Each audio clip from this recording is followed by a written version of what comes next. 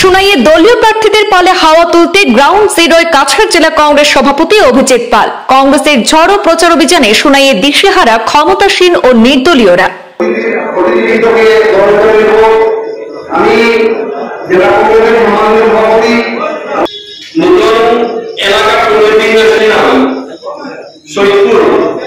মঙ্গলবার রাতে সোনাবাড়িঘাট বাজারে বাগপুর সোনাবাড়িঘাট জেলা পরিষদে কংগ্রেসের দলীয় প্রার্থী রুমি বেগম মজুমদারের নির্বাচনী জনসভায় বক্তব্য রাখতে গিয়ে বিজেপিকে কঠোর সমালোচনায় বিঁধলেন জেলা সভাপতি অভিজিৎ পাল। জনসভায় বক্তব্য রাখতে গিয়ে জেলা কংগ্রেস সভাপতি অভিজিৎ পাল বলেন, বিজেপি সরকার দেশকে ধ্বংসের দিকে ঠেলে দিচ্ছে।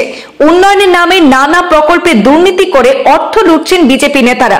বিজেপি দেশের গণতন্ত্রকে হত্যা করার চেষ্টা করছে। তাই কংগ্রেসের প্রার্থীদের ভোট দিয়ে বিরোধী দলের হাতকে শক্তিশালী করার আহ্বান জানিয়েছেন কংগ্রেসের জেলা সভাপতি। সভায় জেলা কংগ্রেসের সংখ্যালঘু বিভাগের সভাপতি আনসার হোসেন বড়লস্কর বলেন, নির্দল প্রার্থীরা বিজেপিকে জয়ী করে দিতে মাঠে নেমেছেন। তাই পঞ্চায়েত নির্বাচনে বিবেককে কাজে লাগিয়ে ভোট দেওয়ার আহ্বান জানান তিনি। এছাড়া বিজেপির কঠোর সমালোচনা করে বক্তব্য রাখেন জেলা কংগ্রেসের দুই সাধারণ সম্পাদক সূর্যকান্ত সরকার ও দেবদীপ দত্ত, দুই শিক্ষাবিদ আইনুল হক মজুমদার, ফজলুর রহমান লস্কর, বাঁশকান্দি ব্লক কংগ্রেসের সভাপতি হোসেনুল আহমেদ, সাবির বড়লস্কর, প্রার্থী প্রতিনিধি রাকা মজুমদার, আজিজুর রহমান চৌধুরী সহ অন্যান্যরা উপস্থিত ছিলেন। এদিকে এদিন নির্বাচনী সভা শেষে সোনাবাড়িঘাটে দলীয় প্রার্থী নির্বাচনী কার্যালয়ের আনুষ্ঠানিক উদ্বোধন করেন জেলা কংগ্রেস সভাপতি অভিজিৎ পাল। নির্বাচনের মাধ্যমে আমাদের রুখে দাঁড়াতে হবে। আজকে সাধারণত আপনারা দেখবেন অরুণোদয় সোনাইতে কতটা দেওয়া হয়, পার্শ্ববর্তী লক্ষ্মীপুরে কতটা দেওয়া হয়।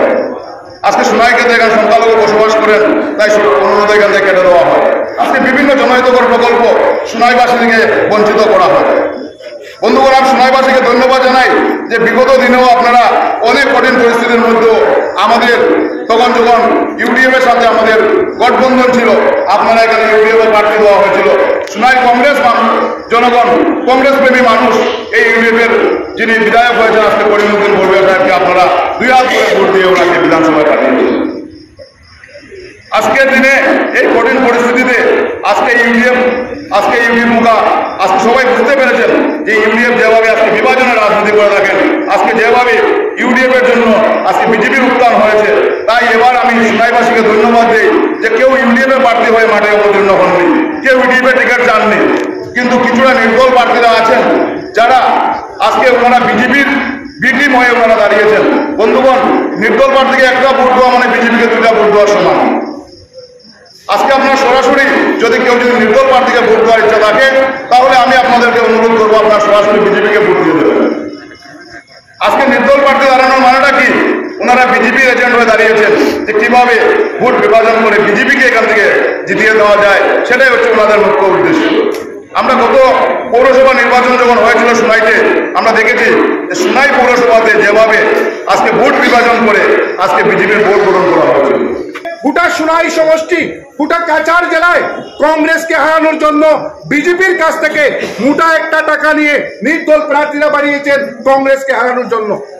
তাই আগামী 2 তারিখ আমরা সচেতন থাকতে হবে, প্রত্যেকের ঘরে ঘরে গিয়ে আমরা পৌঁছতে হবে, প্রত্যেকের ঘরে ঘরে আমরা গিয়ে বুঝাতে হবে যে ভারতীয় জাতীয় কংগ্রেস প্রার্থীদেরকে জিতানো আমাদের নৈতিক দায়িত্ব হয়ে পড়েছে।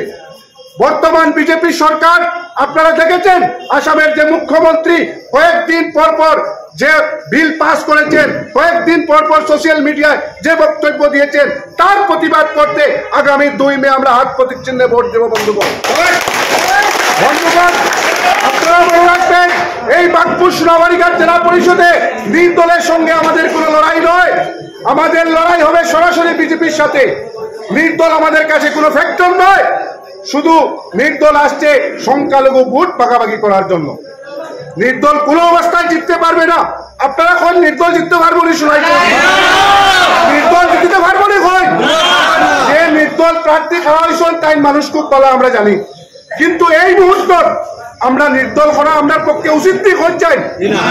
আমরা অস্তিত্ব লড়াই, আর এই লড়াই আগামী 2 তারিখ আমরা জবাব দিতে লাগবো। তারপরে আমরা রাস্তার বাড়িয়ে প্রতিবাদ করলে আর তকবির দিলে খামাইতো না। আমরা 2 তারিখ, আগামী 2 তারিখ আমরা যে ভোট দিব, এই ভোটগুলো কারেন্টের খুঁটি হওয়ার লাগে ভোট না, এই ভোট রাস্তা বানানোর ভোট না, এটা অস্তিত্ব রক্ষার লড়াই। আজকে সবচেয়ে বড় সমস্যার সম্মুখীন এই সংবিধান ভঙ্গ হওয়ার পরে আজকে পার্লামেন্টে এই বিজেপি দল তাদের সবচেয়ে বেশি তাদের মেজরিটি থাকার জন্য তাদের যা ইচ্ছা সংখ্যালঘুদের মৌলিক অধিকার একটা করে খর্ব করে যাচ্ছে। 2014 সালে যখনই এই বিজেপি সরকার কেন্দ্রে শপথ নিয়েছে তারপর থেকেই এক একটা আমাদের যে মৌলিক অধিকার ধর্মীয় অধিকার খর্ব করে যাচ্ছে। আমরা কিছু করতে পারছি না এবং আমাদের করতে হলে আমাদের একটাই জায়গা, সেটা হচ্ছে ভারতীয় জাতীয় কংগ্রেস দল। এবং এই ভারতীয় জাতীয় কংগ্রেস দলকে বিভিন্নভাবে পরিচিত করে বিভিন্নভাবে কলা কৌশল অবলম্বন করে এই দলকে তারা দুর্বল করার